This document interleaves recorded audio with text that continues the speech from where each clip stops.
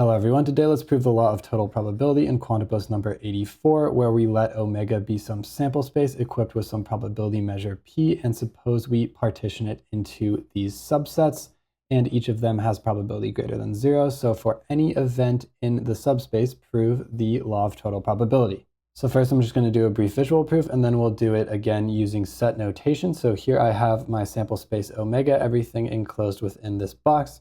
And then we're given that the subsets A1 up to AN partition omega, and the word partition implies that collectively they make up the entirety of omega, and they are also disjoint, so they have no overlap between them. So just to write out what that means more formally, we know that omega is just equal to the union of all of these subsets, A1 all the way up to AN, and we know that for any intersection between any two of our subsets, that's just going to be equal to the empty set. Okay, so now back to the visuals. We have these subsets that partition omega, right? A1, A2, A3, A4. We can maybe even say A5. Let's add an A6, and then this goes on all the way up to AN.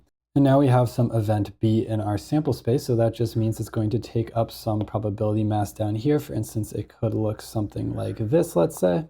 So this green bubble is the event B. And since B exists in omega, and omega is just comprised of the union of all of these A subsets, well, that just means that every single part of B is going to have some intersection with one of our A subsets. So for instance, this part right here is the intersection of B and A6, right? This part right here is the intersection of B and A5. Over here, it's the intersection of B and A3. Over here, it's the intersection with B and A2, and you get the point. And because of the property that there's no intersection between any of the A subsets, well, that just means that B can be comprised of all of these different colored parts, and we can just sum them up. So just to write that out more formally, that just means that B is equal to the sum from I equals 1 to n of the intersection between B and each of our A subsets.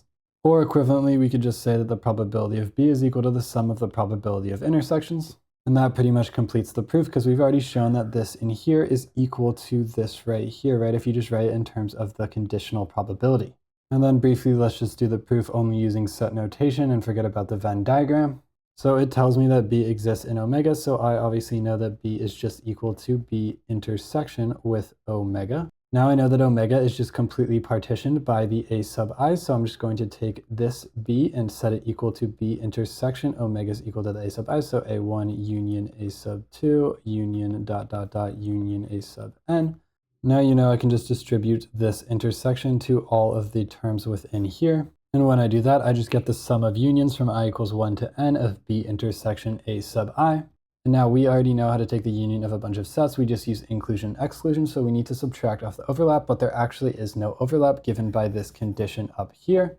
So for that reason, we know that this is just equal to the sum from I equals 1 to n of B intersection A sub I. So B is equal to this. Again, we can just take the probability of each side like we did here, and we know that this is equal to exactly what it says in our given equation.